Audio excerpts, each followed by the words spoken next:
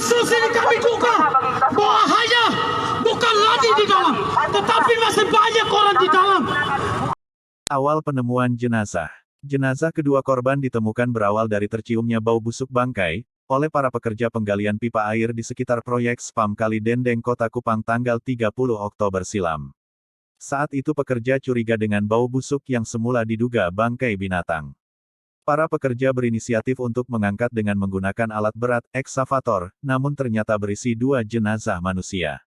Pekerja operator alat berat Obed Nego Begu, 29, menemukan jenazah perempuan dan bayi laki-laki di lokasi penggalian pipa proyek spam Kali Dendeng, Kecamatan Alak, Kupang, NTT pada tanggal 25 November tahun 2021.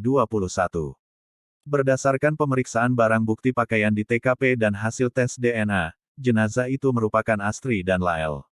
Polisi sempat kesulitan mengungkap identitas kedua mayat itu. Identitas jenazah tersebut baru terungkap setelah hasil DNA keluar pada tanggal 24 November tahun 2021. Kedua jenazah diserahkan ke keluarga sehari setelahnya. Saat itu polisi telah mengantongi nama calon tersangka yakni RB. Sebanyak 24 saksi juga telah diperiksa dalam proses penyelidikan. Dari informasi yang dihimpun, RB memiliki hubungan khusus dengan Astri. Mereka memiliki anak, Lael Macabi. Astri dan Lael menghilang dari rumah sejak tanggal 27 Agustus tahun 2021 lalu hingga ditemukan sudah tak bernyawa pada akhir Oktober lalu. Tersangka pembunuhan ibu dan anak, menyerahkan diri ke Polda NTT, Kamis 2/12 sekitar jam 12. Polda NTT telah menetapkan tersangka tunggal kasus pembunuhan ibu dan anak yang berinisial RB yang merupakan mantan pacar sekaligus ayah biologis dari korban. Dalam kasus tersebut, penyidik Polda NTT menjerat tersangka dengan pasal 338 KUHP tentang pembunuhan dengan ancaman hukuman 15 tahun penjara. Penyidik Polda Nusa Tenggara Timur NTT belum mengungkap motif pembunuhan. Kabid Humas Polda NTT Kombes Pol Risian Krisna mengatakan, pihak penyidik masih mendalami kasus tersebut. Kasus pembunuhan ibu dan anak di Kupang yang menjadi sorotan sejak Oktober tahun 2021 lalu akhirnya mendapat respon dari pengacara kondang, Hotman Paris Hutapea. Menanggapi kejanggalan itu, Hotman Paris mengatakan, penerapan pasal 338 KUHP yang disangkakan penyidik pada tersangka RB yang sebelumnya menyerahkan diri perlu didalami secara serius. Penerapan pasal 338 itu masih diragukan, termasuk pembunuhan anak kecil, apa motivasinya? Kalau membunuh seseorang kan pasti karena ada emosi, itu biasanya spontan. Kalau terhadap anak kecil percecokannya seperti apa? Ini ada motivasi menghilangkan jejak atau apa? Tegas Hotman Paris. Sedangkan kasus-kasus besar yang bahkan lebih sulit dari ini begitu cepat terungkap.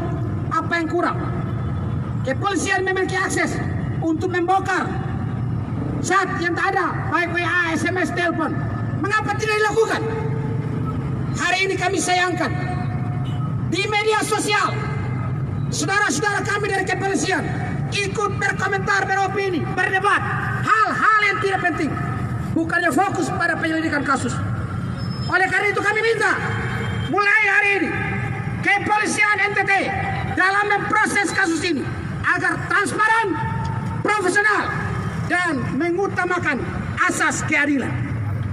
Yang ketiga, kami Laskar Timur-Leste. Kepala Kepolisian Daerah Nusa Tenggara Timur Irjen Lotaria Latif menyatakan, ia serius dalam penanganan kasus pembunuhan ibu dan bayi.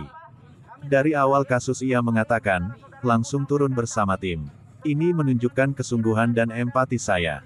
Saya turut berduka cita yang sedalam-dalamnya pada Bapak Ibu dan keluarga atas kejadian ini. Hal tersebut merupakan kewajiban dirinya sebagai Kapolda NTT untuk berpihak kepada korban. Sebab, negara menjamin perlindungan terhadap warga negaranya jika terjadi sesuatu. Kapolda NTT juga mengaku bahwa kasus pembunuhan ini sudah ia ikuti dari awal penanganan di Polsek Alak. Langsung saya ambil alih untuk bentuk tim di tingkat Polda NTT. Kita ingin semua ini selesai menurut aturan dan ketentuan hukum yang berlaku, tuturnya. Dia mengatakan, sampai sejauh ini tim penyidik terus mengembangkan kasus ini. Ketika kita menetapkan tersangka harus ada pasal yang ditetapkan, akan tetapi pasal itu bukan sesuatu harga mati tergantung pengembangan nanti, ucap dia. Kapolda juga mengemukakan tim penyidik saat ini terus melakukan pengembangan, dan punya waktu yang cukup.